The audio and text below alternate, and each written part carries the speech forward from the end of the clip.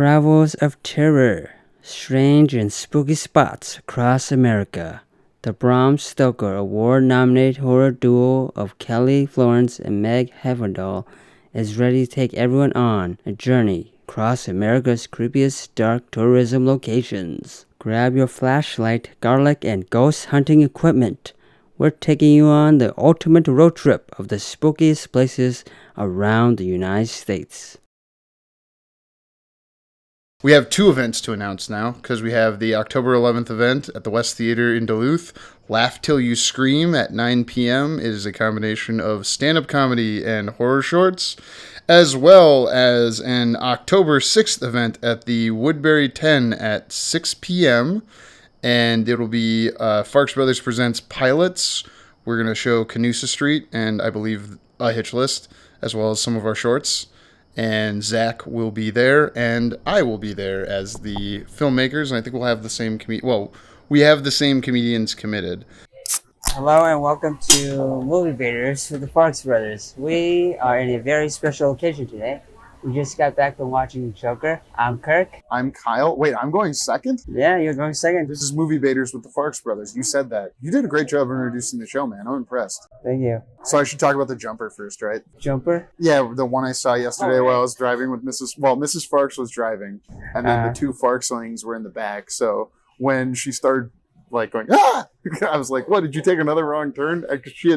She would admit this herself. She had taken a wrong turn. So we had to go around a place, basically take a U-turn at a red light. And that's when she saw the jumper up by, let's say it was a museum related to science in not Minneapolis, but the other Twin City. I checked the news today. There's no report on if there was a conclusion. Yeah. But what was funny to me, because I got hit for laughing when she told me, was that, oh yeah, obviously it would be terrible if our children saw someone jump and go splat. End their life that day? Yeah, that'd be horrible. Did you say unalived? Yes, end their life. Well, the word is unalive these days. Did you say unalive or end of life? End of life. I don't get the whole unalive thing. I don't either. I think the kids are having fun and I enjoy it. Wait. Here's to Joker, Folly, which we just saw. Yeah. And we also saw Megalopolis within this past week. And I'm going to make the argument to you throughout the course of this conversation that people should see both these movies, but they should see Megalopolis first in theaters because that will help it in the long run. Yeah, but I don't think Francis Ford Coppola needs any more help. I don't know. I don't want this movie to be successful because I don't want him to make another movie. You don't want the guy who made The Godfather, Godfather Part 2, and Godfather Part 3 with the coda or whatever it's called. I know, but how long has it been since his last movie in Megalopolis? 2011 Twixt. So it's been a while. Yeah, because he's had this in the, annals of his mind for a couple of decades, and he finally got around to it.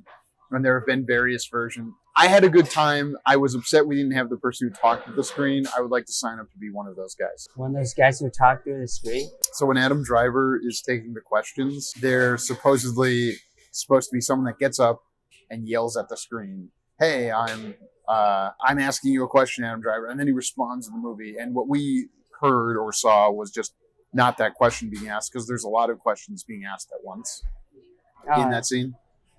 Yeah, I don't remember that. That's fine. I assume you don't remember much about that movie.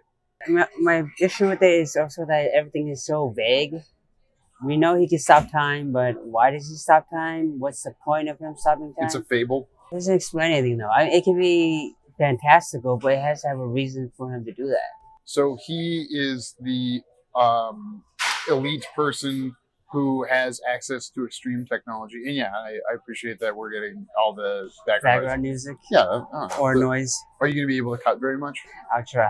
Well, you don't have to. It might add to the atmosphere. I think it will. And that movie was chaos, so having the chaos in the background. If you've listened this far, we appreciate you. And we're going to talk about Joker. Folly do. Yeah, what? 4 minutes in. Yeah, I think they're still listening now. I haven't checked the numbers that closely, but sometimes people drop at different times, and I pay attention to that. And I should go back and go, oh, what could I have done better at that time to move the show along? I know. Looking at the analytics will drive you crazy. Well, that's kind of what Megalopolis does to Adam Driver. And I also think his like inventor nature is a metaphor for filmmaking, because in filmmaking you can adjust time, as Christopher Nolan has shown us many times. Yeah, just time. I mean, technically, is stopping time an adjustment? He's not doing anything with it though. He just stops it. Okay, so when he stops time, it's like watching a movie, because you and I talked about this today when we were in our writers meeting with our third person, where we said, okay, how do we put in the slug line that this scene happens at the same time as the scene that came right before it? Because, oh, we see something crash, and then the next scene, we see someone else, and then they hear the crash, which spoils nothing. So you get what I'm saying, is that filmmaking plays with time.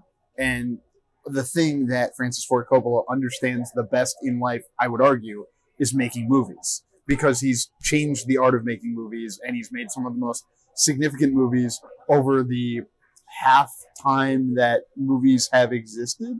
Because they've existed for like 100 years. Yeah, but I don't know how this movie. It's not really mean to. Be mean to Francis Ford Coppola. You put a horse head in a bed. I think he's okay. a successful guy, so I feel like I can be mean to him. Yeah, like I don't know how he made this movie, because there's so much movie in this movie that it doesn't. So you start by owning a winery that's worth 9 figures, and then you sell enough of it, like $100 million worth, that you can finance this movie. And theoretically, movies make money for 25 years. So as long as his estate owns the right to this movie continuously over the next 25, 40, 50 years, people still buy The Godfather from Paramount on disc, or it's streaming on Peacock, or not Peacock, but Paramount Plus. So they're going to figure it out. Trust me, they're going to figure out how to make money on this movie, because his oeuvre is going to be valuable throughout time. I go back and watch movies that didn't do well from directors I like. Yeah, no, I get it, but maybe I don't know that much about Francis Ford Coppola. He's only famous for The Godfather, right? I mean, I'm looking at his... Jack, Dracula, Apocalypse Now, he also The made that. Conversation, Apocalypse Now. You haven't seen Apocalypse Now? I haven't seen it, no. But I've heard the, disastrous production that they went through. It was very successful, and it is a good anti-war movie, I would argue, based on it showing kind of the horrors of war in a way that was visceral for people in the 70s, that might motivate them to go, oh, maybe we shouldn't, be trying to make capitalism come to communist Cambodia. I mean, your ancestral people were displaced because of this war, the Vietnam War. Oh, yeah, the Secret Wars with the Hmong people. Yeah. Wait, what'd you call it? Secret Wars. They classified it as the Secret Wars. Secret Wars. Explain that to me. I don't have any extensive background knowledge on it. That's just how people in the Hmong community refer to it. Yeah. Huh. All right. Joker Folly Adieu. It's commenting on the post-war era, because it's in the Reagan era, right? It's in the 80s because of the TVs and all the stuff. And then they have all the meat. So here's a question. And I know we should talk about specifics of the movie, but I want to talk about how they're looking through camera. They're showing the cameras looking at him, which made me think of OJ the whole movie. It's like, oh, they turned the sequel to Joker into the OJ trial. There's no way that wasn't an influence on them in making this movie, because I was thinking how it was anachronistic to how people digested the media, although it kind of falls into what talking about Vietnam is, that the reason we got out of Vietnam is people saw it on TVs and they're like, oh, I don't like this. But in the same way, social media has made everyone crazy, and everyone can talk, and everyone can dress like a clown and cause chaos. Yeah, but I don't think they played on it too much in this movie. So you don't think this movie works on its own?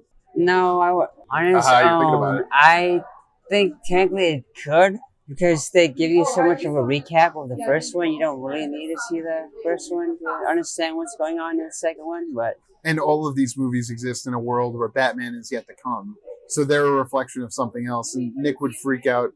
Nick Farx, who's not in this episode, and Ben Farx, who would have been on this episode, but there was a miscommunication on what theater in which suburb we were at, and I feel very terrible to our, I guess he's older than you, younger than me. Yeah, our other brother. Fourth Farx, Ben Farx. He played Tekken instead of this. He thought about seeing Megalopolis, for the record. He texted me during the movie, and I was bored enough that I looked. So This is not a movie review show. We're purposely trying to disagree. So I you mean, don't think it works on its own? You can see it. It's, I don't know, is that his kind of movie? Do you feel like you'll like Megalopolis? I feel like Megalopolis is everybody's kind of movie. No, it's not.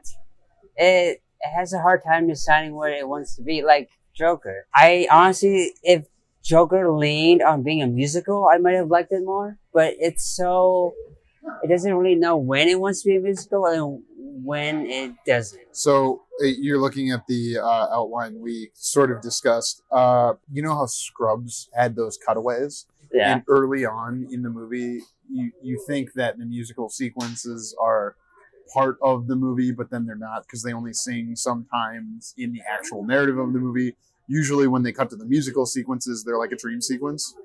That made me think of Scrubs. Yeah, but okay, this is what I liked about the first one. They didn't tell you he was imagining his relationship with the woman in the elevator. I don't know her character's name. Yeah, the Zazie Beetz character played Yeah, Domino. until the end. Yep. I think they should have. She should be on just a second. Thanks a bunch. Thank you. No worries. We're They getting should have pizza. I kept want that. everyone listening to know we're getting pizza to talk about this movie because you should get pizza and talk about movies. When you're not, you're listening to this right now because you have time and the ability to listen to new technology, which is great. Yeah, that's why we're in this Sorry, special location. I cut you off. Yeah, it's like Who is Megalopolis not for? Tell me that first. Megalopolis is not for the regular moviegoer, I'd say, because there's so much crammed into it. The way I think about Megalopolis is that it's a very pretentious film. Yeah. But that's me as a avid film watcher and filmmaker. I'm in the industry and I know when someone's being really pretentious of how the character talks, what the character does, what happens on screen. And you have this like self-important character that Adam Driver plays that I'm assuming is supposed He's to be. not just self-important. He is of import and a higher class than most in the city because he can move mountains in a sense, which relates to Joker since they talk about building a hill or building a mountain out of a small hill. Yeah, but even in the movie, we don't know what that is. It's so vague. It's so out of left field. What is the mountain that Lee or Harley is talking about? The chaos. He leads a mountain. He leads a mass of people who are insane or disenfranchised. Let's say that instead. They're disenfranchised, and they even talk in the movie. Ken Leung's character, I think that's how you pronounce his last name, is like, oh hey, this is the 4 common disorders he has. Okay, here comes pizza. Thank you so much. The mountain that's being built is Lee believing the church, if you will, that is pastored by Arthur Fleck as the Joker is something that, wait, is that Lady Gaga playing? Come on. That's not fair. I'm talking about her right now, and she's playing in the background. I can hear her in my ear. Yeah. Yeah, that's so wild.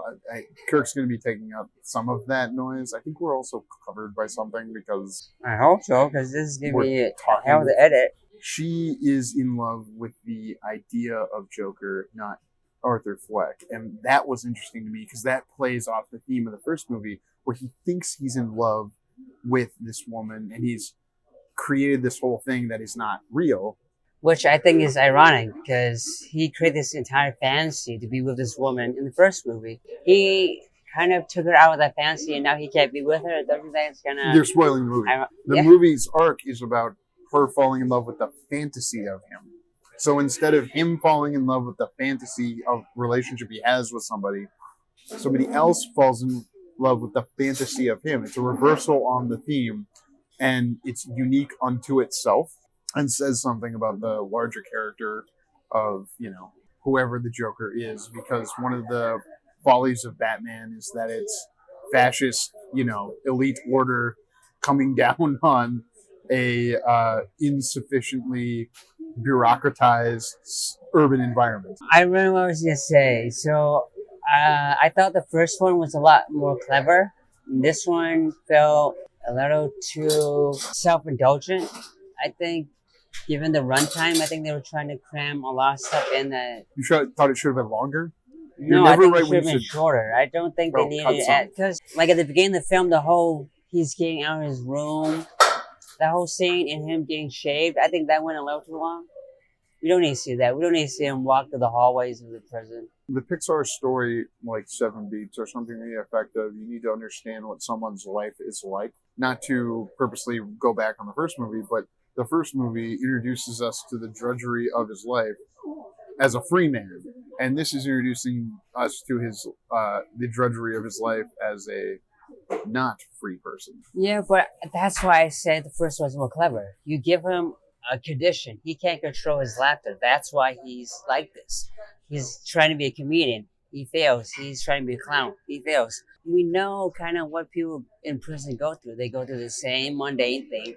We don't need to see this, him walking through the hallway. I think you're limited in the scope of your prison cinema experiences, because there's a variety, like Shawshank Redemption. That's one of the people's favorite movies. Didn't do well at the box office, but not everyone in prison lives the same, and not everyone in prison is the same. Although, yes, the thought of being confined to a small box is awful, as we sit here in a small box eating pizza. The Harley Quinn character was pure to the character, but different than the comics in the sense that the Harley Quinn character is in love with the chaos. So as soon as he says the chaos isn't real, it's just me, somebody who is sad and killed his mind and admits to an extra crime without ever having. So it's other than a prison movie, this is a courtroom drama. And you talk about it being self-indulgent. I don't think Todd Phillips wanted to make this movie. I think he had to make this movie because the last one made $1 billion and he could make a fat check, but Joaquin still had to lose all that weight. So he had to convince him with something. Why did Joaquin do this movie? Bails on that Todd Haynes movie that was $5 million. That was probably only ever make $10 million. But you know what I'm talking about? Yeah, what I mean is self-indulgent. I don't mean like the director or the actors coming back to make another movie. I'm talking about like they want to expand the universe of Joker, but it's not interesting enough to expand upon. If you give him too much backstory and too much, you're trying to make us emphasize with Joker, and I think Joker is just a crazy guy. We don't need a backstory on what makes him crazy. He's just crazy. Were you not rooting for him in the first movie? I'm not rooting for I think there's lots of reasons to root for him. He doesn't kill Gary, for instance. He is a person with relationships that we care about who we know comes from unfortunate circumstances, even though none of what he does is good or laudable. He's a character that we're rooting for because we are either sympathetic or empathetic to his situation. And though I did not think I was sympathetic or empathetic to his situation in this one, I kind of was at the same point of, oh, he's just a crazy person. But then I started to come along because I see how he got hurt again in a different way, but that was true to his like one flaw. And I think part of every movie to me is a movie about incels to some degree. And like he's somewhat of an incel and he leads the incels, and like there's that undercurrent to what this whole thing's describing. But I think, again, what the first one has is that he's not self-sabotaging. His life is crap in the first one. It's a lot of things that going against him. And the second one, he fires his lawyer and he talks big crap over the guards in the prison. So he kind of self-sabotages. And then he, ruins that was the plot-driven to reach the inevitable conclusion. I liked all of that and was sorry to see the lawyer character go because it was Kathleen Keener and I love her, but it fit with what makes the Joker character strong, or the idea of Joker, because he's not the real Joker. Well, we should just debate it potentially. Is he the Joker that fights Batman? Clearly he's not. He's a different Joker. He's the idea of Joker that inspires whoever inevitably becomes the Joker in Batman. And that's something that they said they went into the first movie with the intention of doing. Did they say that? I don't remember if they said. It's out there. And like, even if it doesn't, it still goes back to, does the movie work on its own? And I don't, you say it does because it recaps the other movie. I say that it does. It's not recapping the movie. It's a prison and courtroom drama movie. So and who would have expected that as the sequel to the synthesis of the King of Comedy and Taxi Driver, which is what the first Joker seemed like. I don't even know what you'd call this the synthesis of. It's like some crazy court movie where the bad guy gets off, sort of, but then doesn't. I mean, I thought the Joker was going to be more clever. He only questions one witness, and then he doesn't have a defense, and the movie just kind of trugs along. Again, I think the Joker is response to entrenched bureaucracy that doesn't work. His chaos, his embrace of the chaos, makes him a leader of those that have been downtrodden in the modern world. Given the first film, given how much they separate from, I kind of feel like they do pick him to be Joker. This is Joker. This is our version, Todd Phillips' version of Joker. Yeah. But for the second one, to make him, he's just an inspiration for the next guy who's going to pick up Joker. That was the idea they had in the first one. School of Jokers in this part. Yeah, but I feel like with the first movie, they stuck to their guns. They wanted to make this a separate story. This is Joker, and we don't need Batman. This is still that. We didn't need Batman in this. And we didn't even get Two-Face, and they had Harvey Dent. That was great. To make sequels to this movie is going to overcome. They don't need to make sequels to this movie, and they shouldn't make sequels to this Why movie. have that self-indulgent scene at the end where, spoiler, the guy who kills Arthur Fleck carves his own face? Why have that? Just have him sit on the bench. You didn't have to do that. You don't like that the guy who's probably going to become Joker does Jokery things? I mean, I thought the joke was enough. Oh, he's the psychopath. Oh, he's Joker. But then when you have him sit there and literally carve his face in the background, it's just too much. There are people who are in institutions who want to cause so much harm, possibly to the self, but more relevantly to others that could be in that situation. So within the context of the movie, it could work on its own. You're bringing in a bunch of minutia about the Batman legend and lore that's kind of Nick Farx's argument of, well, if I have to think about all these other things, you don't. Did this story work on its own? I thought it did. And I was against it. And I still think people should see Megalopolis instead of this movie. And they should see both movies in theater. Because you said something earlier that pissed me off because it's the average moviegoer. And the average moviegoer sees 2 movies a year or less. I don't think they're going to like Megalopolis. I think if they went in with an open heart and looking to see the most movie, it's like when you walk into a Fast and Furious movie, you get what the poster and trailer are selling. And it's not as if the hours you spend with Dominic Toretto and the gang, family, are wasted because it's exactly what you expected. It's the most of the movie it was selling.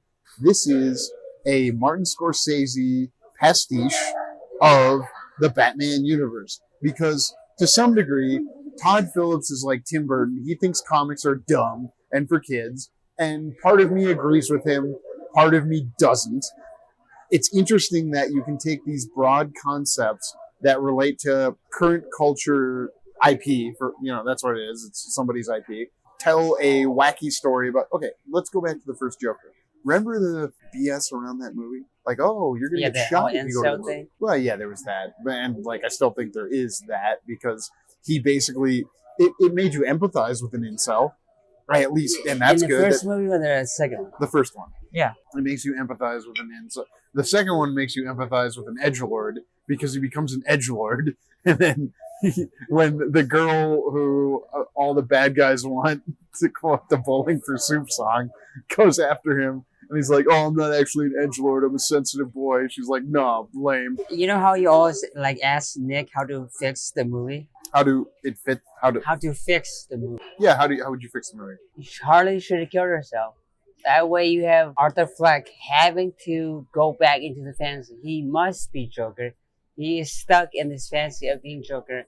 And that way you have him tormenting Gotham the way he should be. It's more painful for him to be rejected than for her to kill herself. Does she have a death wish to some degree? Yes. And she studied psychology or psychiatry, which is canon to the Batman myths and legends, which her character generated from a freaking cartoon we watched when we were kids. So, I take issue and umbrage with the idea of, I can't wait to see Dark Blues Clues, where they're like, here's the clues to how we don't solve enough. It would be like that. I'm just trying to take the most ridiculous, children's thing and think, oh, what if she kind of started off as kinky and weird because I remember showing a Poison Ivy Harley Quinn episode to the Farxlings when a Farx father-in-law and mother-in-law were in the room. That's a brutal TV show. The original, the 90s Batman show? Oh, I thought you were talking about Harley. No, gosh, no. I would never show the Harley Quinn Yeah. R-rated cartoon to my daughters until they're like 12 or 11, 13, I don't know. When they're cool and Mrs. Farx says it's cool, we'll show it to them. But obviously not right now. Remember when Chris Dedenne laughed at the Costco joke in the pilot of that show before we started recording the last episode? My God. Costco joke? You don't remember the Costco joke from, I don't either, but I just came back into the Manc Ave studio and he was like, I was like, what happened? He's like, there was a Costco joke. And I had just gone to Costco with him like a week or two prior. I hadn't been in a long while. Have you ever been to a Costco? Yeah, I've just been on maybe last week. Does someone in your... No, I did. You have a Costco membership? Yeah, oh no, my mom does. Our mother has. Yeah. I get it. It sounds cool, and I like it. The A idea of Costco belonging to membership? Costco. Yeah, I mean, see, that's the thing. Is like, do you just succumb to the mediocrity of middle class banality, or do you go for the chaos and try to control or master the chaos like Joker does? That's pretty smooth transition. There's the Wow. commercialism of these fucking movies. That's like, oh, we have a popular comic book character. We're going to make this movie.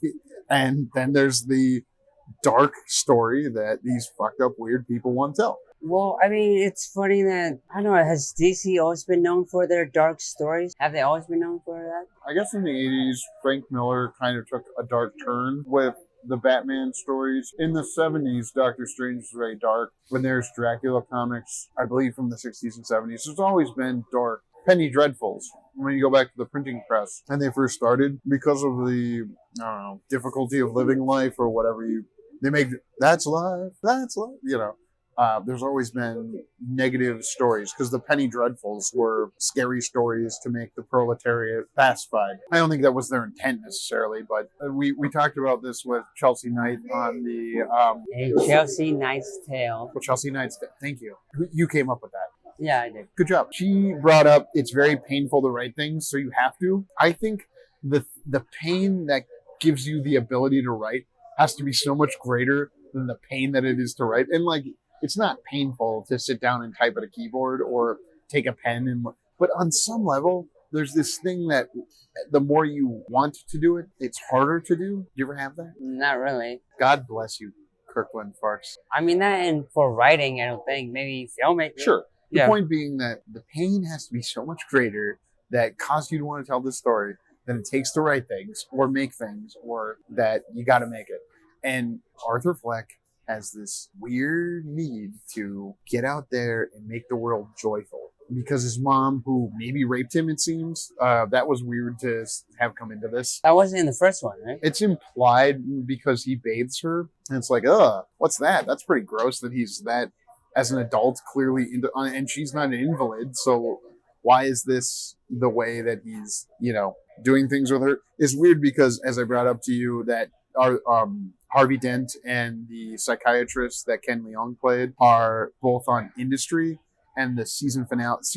This season of Industry ended last night, and they introduced a pedophilia plot as a possibility. Wow. Yeah, 2 nights in a row, I've had pedophilia introduced into my life as a possible concept, and now I kind of understand why the Jumper might have, been standing on the edge of a parking lot by a science museum in, the city that's not Minneapolis. Yeah, we're great. Like, emotionally, we're not doing okay, but, Wow. she laughed. I wanted that to be recorded. Do you get what I'm saying? Is that people's pain is great, and no one knows anyone else's pain. It always seems greener on the other side of the fence, or whatever the idiom is. But Yeah, but I didn't get that in the second one. Maybe in the first one, because he was trying to be a stand-up comedian and failing. But for this one, he didn't want to be the Joker. He did, though. He got a little brought bit. back into it. I don't think he wanted to cause the chaos that erupted in the first one, but the point was that him finding his special spark lit the fuse that blew up the broader world is screwed up because of entrenched bureaucracy. And on one side, they offer, hey, vote for the system, the entrenched bureaucracy that is pushing all these people down, or complete chaos. That relates to nothing in modern life. that I think anyone can relate to when considering what year of the Lord it is. There's also like a cult in the second one that I don't really understand. That cult was in the first one. Yeah, a little bit. Yeah. But I just don't, because he admitted that it's just him, that he's just crazy, and there's no Joker. That's like your Messiah stepping down. Why would you continue? I guess people are just crazy enough to keep it going. I was more excited about him because he came to that realization, and it made me want to root for him. First, he fires his lawyer, hilarious. Then the next day, he goes back. He embraces the other side of himself, the Joker side, and then he uses the Joker side to get back in touch with the Arthur Fleck side, the side that killed his own mother. And I don't think you need to see the first movie at all. You can just watch this movie, and it would be very exciting. It has Scrubs musical cutaways. Why? Because it helps you understand an inscrutable mad person. Okay, I've got where we're going to come in on. Singing bad on purpose. Yeah, I heard that what is his name? Joaquin Phoenix asked. Holy Joaquin. Yeah, Joaquin Phoenix asked Lady Gaga to sing less well. Yes, because they progressively get better. The more it's the real people singing, the worse the singing is, because the average person's not a great singer. But the more fantasy version of the songs was better singing. And I noticed that throughout, and it built throughout the movie. They started bad. And then the first one I kind of thought of was when he sings the song, What's in His Head. It's the Scrubs cutaway of here's what's in my head, but we cut back into the scene in reality. So because of the medium of film, we can show you the unreality and reality at the same time, unalive and alive. Yeah, that's one aspect of this film that I didn't like. Yeah, because in the first one, you didn't know what was reality and not. But for this one, you definitely knew what wasn't reality. You knew when you were stepping into Joker's fantasy. Well, they couldn't play the same trick again, so they played the same trick in a different way and manipulated. My biggest criticism of musicals are whether or not the story moves forward while they're singing. I did feel we advanced the emotional arc of our characters through singing. We understood where the story was going better from the songs. Like when they sing, when they first break out of the prison. That was helpful. And then there was even the shot where the lights pointed at him and like towards camera, and he's in silhouette with her, which is very Walk the Line of the movie. It looked, because he won the Academy Award for Walk the Line. He won the Academy Award for Joker. And then you see their relationship progressing that way. And then the Sonny and Cher version of them singing together, another cutaway, was, this is the zenith of their relationship. And ultimately, all that can happen is the relationship ends. One of them dies, one of them hurts each other. They show her shooting him. Yeah, well, the thing I didn't like about it was that because he's playing to the fantasy so much, and they're only kind of singing in their fantasy, the relationship doesn't feel real enough, because we know he fantasizes about relationships, but it should be a point where Harley or Lee in this movie makes it a point that she, actually likes him a little bit. And what about the whole pregnancy thing? She was manipulating him, yeah. Because she was a doctor. So even then, the fantasy isn't real. She wasn't in love with him. That's the whole point, is that she wasn't in love with him. Just like the woman wasn't interested in him in the first movie. But instead, she thought she was interested in him. But because he is not he doesn't believe in the fantasy the same way she believes in the fantasy, so that took her out of the fantasy. Okay, here I am bringing something on the outside, bringing it in. Yeah, bring it in. As a comic book character, likes Joker for whatever reason. She'll always have a reason to like Joker. I don't understand when suddenly the fantasy is broken that she backtracks and says we can't be together. It was broken because he said, there is no Joker, it was me. And I like that as an evolution of the character. So does she have more of a character arc than he does in this movie? Ooh, that's an interesting bait. Okay, why do you say that? Because she changes more and she comes to accept a reality that's a lot more grounded. He's kind of stuck in a fantasy. I would argue that she is somewhat of a static character. And we have kind of like the Zazie Beetz character was in the first one. because she doesn't change and she didn't learn anything, but he does. He learns something new and different, but very similar to Joker 1, which we'll refer to it as for the sake of being able to competently talk about these things. What's interesting about Francis Ford Coppola in his movies, The Godfather and Godfather Part 2, that are considered like, oh, these are the height of cinema 50 years ago, is that when Godfather Part 2 came out, the switching between the prequel and sequel parts of the movie, the prequel to Godfather and the sequel to Godfather, which Godfather Part 2 is, he was in a screening in New York, and they switched every 10 minutes. And it got such a reviling reaction from the audience that they went, oh, I have to switch these to be 20 minutes so you can stay in the story longer, because just as people are kind of arcing, that's when I'm switching to the other story, and they're mad because they got left at a point where they didn't properly get, what they wanted from the story. Because he had spent more time with it and wanted to back and forth. And so he was able to change it. And it was like over 120 changes back when like film and sound were synced in a much more mechanical, manual way than the digital world of today.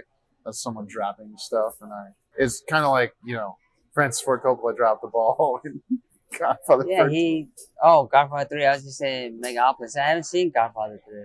You've seen 1 and 2? Yeah, I've seen 1. Okay, sure, two is the one I'm talking about, where when you're with Robert De Niro's character, you'd be with Robert De Niro for 10 minutes, and then you'd be with Al Pacino for 10 minutes. And what he figured out from that first New York screening was, you need to stay with each of them for 20 minutes and then switch instead of 10-minute switches. It was too fast for the audience. Wait, are you saying that Joker has a similar issue, or? I'm saying that they were playing with the concept of making a sequel, as Godfather Part 2 does, which is why you should see Megalopolis.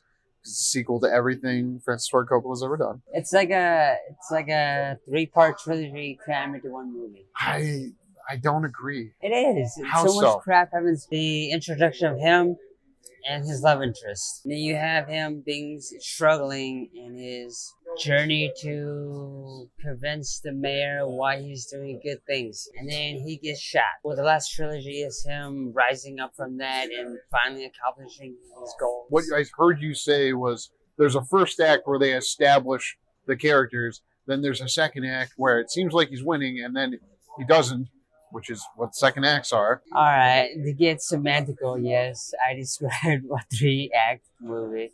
I very much believe that. So you don't have a problem with them singing bad on purpose? You're not baiting me on that? Or did it bother you? Because I did leave for the Carpenter song. Me. But I know Lady Gaga can sing much better than what she's saying in the movie. Sure. At different points, yes. Do you think they have an aversion to the comics? No, because they're making room. Because this is what I didn't like about Joker 2. They're making room so that it's kind of a retcon without retconning. How so? This is the Joker. But he's not the Joker that Batman will face. So now you have a new Joker at the end of this movie that will become Joker, that will fight Bruce Wayne or Batman. Why even do that? Why not just make Arthur Fleck Joker? That's fine. If he had just died there, that's fine. That could have been his whole story. I don't think the point of the Joker movies is to make a Batman lore movie. I think they are. That's what they're trying to do. They're keeping it open so that Joker at the end can live on and fight a Batman. If you don't know anything about Batman, Harvey Dent in this movie would just seem like a prosecutor, a dick prosecutor who's a little too confident. And I liked it because I brought a lot of, that guy's from industry. I have a lot of complex feelings about the character I've seen over 24 hours of industry. Because there are 8 episode seasons. There's 3 of them. Will you just watch industry so we can talk about it? It's so good. Is it that good? I don't know. It's that good. The 3rd season was epic. And they had 2 people from industry in this movie, which at least tells me. So Todd Phillips I'm going to pivot wildly from industry to talking about Tim Dillon. Todd Phillips had Tim Dillon in that one scene, kind of like Eli Roth had him in Thanksgiving. Which one was Tom Dillon? Tim Dillon? Tim Dillon was the fat security guard that he told he hoped he got cancer when he was like, this book's going to be worth so much more with his signature. Because they're gonna fry him, and that was the perfect scene for Tim Dillon. fat, gay, conservative comedian. That's what he is. If you Okay. listen to his podcast, he's like, I'm kind of against the Democrats. I don't hate Trump. I kind of like him. I think he's funny.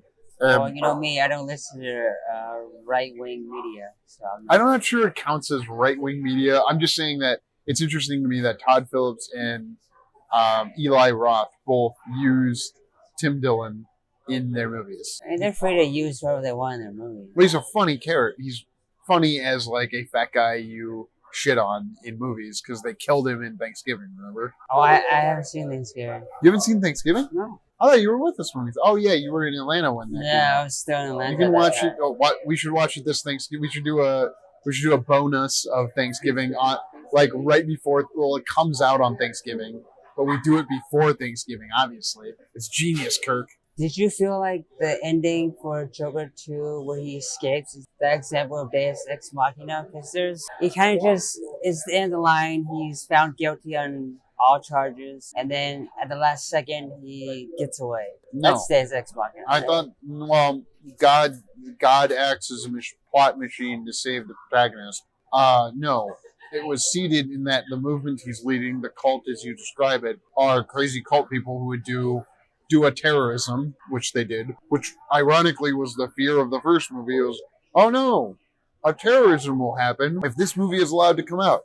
And I assume and hope the marketing department of Warner Brothers stoked those flames in the media to get stupid people to react, and it worked. Yeah, but I don't know if that's such a good idea. You never know what stupid people are going to do. Part of it comes from when The Dark Knight Rises came out, that one crazy guy went and shot up a theater in Colorado, and that's terrible, obviously. But obviously there's mental illness in this world, and people would rather seek infamy than meritorious achievement elsewhere. What did you think when they brought up the whole the TV movie that they made about Joker in that universe? Hilarious. I hope they shot scenes for it that they deleted from the movie, and we get to see them in the bonus. Yeah, but is that, I don't know, they're kind of adding to the problem, right? They're stoking the fires by making a TV movie. Yeah, it's kind of a reflection of society, how like the same problems persist since the 70s and 80s to now,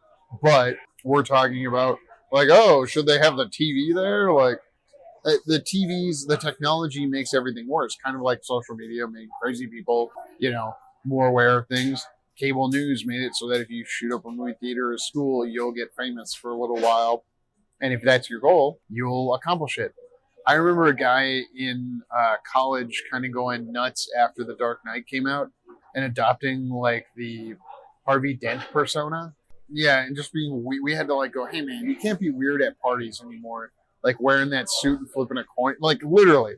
It sounds like a joke. Law? Was he studying law at all or something? No. He was not. He was kind of sad and seeking meaning in life, and I think a lot of people struggle with that, and it leads to poor outcomes that are reflected in the story of the Joker.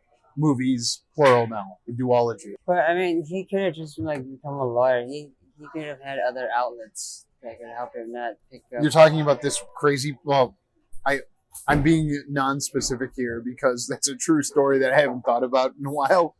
But I remember, okay, man, and you definitely can't have a kitchen knife because I'll be honest, this person was in my fraternity. Your fraternity? Mm-hmm. I was a fraternity brother, and I was like, hey, man, we gotta kind of police you because you're getting a little weird, Dang, I have no idea like what he's at today. Situation. Everything's a dangerous situation. That's life. I mean, you had to take a knife away from him. Didn't you say that? We asked him to put the knife away. I shouldn't laugh. That's not funny. It is kind of like I laughed at the possibility of the guy going splat in front of the kids because it's so ridiculous. How would that possibly happen? I don't know. I don't want to assume he, but it's usually we guy, both right? Mrs. Farx and I thought it was a he. Thought this person was a he, and I'm not laughing at them. I'm laughing at the idea of my pain seeming so big when clearly it is not, because some people's pain causes them to think about ending it all, which sort of is in this movie, but, isn't. And Arthur Fleck, instead of killing himself, becomes a messiah to crazy people. Who dies in this movie? Except maybe the people in the explosion. Yeah, the people in the explosion die. The guy who got hit by the car probably isn't doing too well. So you would tell people not to see either of these movies. Is that the conclusion? Well, if you were gonna choose Megalopolis or Joker 2, I'd go Megalopolis because Joker 2 kind of I've it won takes this away from debate. Joker 1. I think you didn't win this debate. I got you to say people should see Megalopolis instead of Joker Folie. Sure, yeah, I win. all right, yeah. I just don't think. I think this is an unnecessary sequel, and I think this kind of takes away from Joker 1 because at the end of the movie, you don't really know if he killed those people. You kind of think he's just in an asylum telling this story or this joke to the counselor he's talking to at the end of the movie. No, we know he killed the people. We know he killed Murray. The movie would be stupid if he didn't kill Murray. Yeah, but I mean, there's like theories with the clock on the wall that the time never really changes. It's always the same time throughout It's the some movie. internet thing you've I read. don't what that makes Joker 1 more interesting. With Joker 2, you have this Because whole some bullshit story. conspiracy theory you got from the internet makes Joker 1 better. And I makes can't it more wait for the interesting. Yeah. bullshit theories that come around this movie. And somebody on the way to the bathroom was like, I didn't like it. And I yelled at him, why? What specifically? He said nothing. He was like upset that I would accost him with such a question on the way into the bathroom. Yeah, come on, leave the guy alone. I didn't talk to him while we were at the urinal. I just, Not like the other guy at the concessions. That guy asked, sort of. So I was telling him that Strange Darling, that he should see that movie. And honestly, you should go see Strange Darling instead of Megalopolis or Folly 2. Yeah, I would agree. No, I mean, if you can find it in a theater. Stop playing? It's probably in less theaters than you think at this point. But as just a movie that people can go see, probably pretty good. Yeah. So we ended on that. Go see Strange Darling. You want to see Strange Darling again? No. I mean, should we end the podcast on saying, hey, go back and watch Strange Darling. We're glad we saw Joker Folie do so we could talk about it and Megalopolis and debate. Like, I won the debate because you said, yeah, you should see Megalopolis in theaters instead of Joker Folie do. Yeah. I want to debate. What we really need to do is get Nick first to see both those movies and then really he's just going to hate them both because he's mad. What's a movie he's more likely to see though? Megalopolis or Joker 2? Probably Megalopolis. Does he like Adam Driver? It's not about liking Adam Driver. No, but what actor would he like more to see on screen? I don't think that matters to him. I think it's about the director and cinematography way more than it is about... Because these were both beautiful movies. I did like some of the long takes in Joker Folie do and some of the stunts where... See, we were going to end it and then you fucking... Well, this is how the podcast usually goes. It never ends. I know. But when he got thrown down the stairs, it was really him because it was in one single unbroken take and they couldn't have subbed in a double the way they did it. So they're obviously doing a lot with sound design. The way he smacked his face in the wall, then rolled down the stairs, and then got dragged. I was like, wow, they actually did that to $100 million, dollar actor. Yeah, I guess I also thought it was to be more of a commentary on how prisoners are treated at these correction facilities, but I don't know. I don't see the angle for that would be relevant to the character Joker or Arthur Fleck. Again, I'm bringing things from outside the movie, but Arkham Asylum plays a big role in Batman comics, isn't it? Sure. Yeah, so it would make sense. He's at sense. Arkham State Prison, not Asylum. Yeah, I think that's where they kind of... Also, they mentioned New York City. I don't know why they did that. Why? Yeah, this is New York City versus Arthur Fleck or whatever when they opened the trial up. I would have thought they said Gotham versus... Oh, maybe it is just New York instead of Gotham. Because it's supposed to be a real in place. It's supposed to be more real than, Yeah, like in DC you have made-up cities. And in Marvel you have not made-up cities. Oh, like Jersey City for... Miss Marvel, yes. Kamala Khan. Because that one's pronounced Kamala, whereas the vice president's pronounced Kamala. Hey, I learned the emphasis. It's important to me. Thank you for learning that, Cal. Do you think there's a Trump angle on all this? Like, do you think Arthur Fleck is Trump? No, because I don't... He's not... He leads the... He doesn't lie enough. He pretends to be a whole different person. The makeup... Yeah. It's the makeup in the hair, not the the lying. Sure. I don't know that. Trump lies a lot. He just makes up stuff on the spot most of the time. I don't know that he knows it's a lie. That's the thing. Just because he doesn't know doesn't mean it's not a lie. Oh, it's bad information, potentially, of course. Yeah. But the current president, as they joke on industry, still thinks we're at war with Japan. They wrote that joke probably a year ago and then used it now, and it worked and hits home differently. Home being the United States, where we can make movies like Joker with British actors, and except Joaquin's an American. That's good. Yeah, I don't know. I didn't have an issue with them casting British people. I mean, a British guy plays Superman, even though he's an alien. I'm upset about that. Why?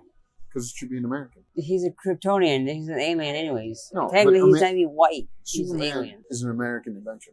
I'm not saying Superman has to be white. I don't give a shit about that. I just want an American playing Superman. That's all. I'm sick of this British person playing Superman stuff. At least an American is Joker. Let's end it there. Thanks for listening. Catch you on our next debate. Bye-bye.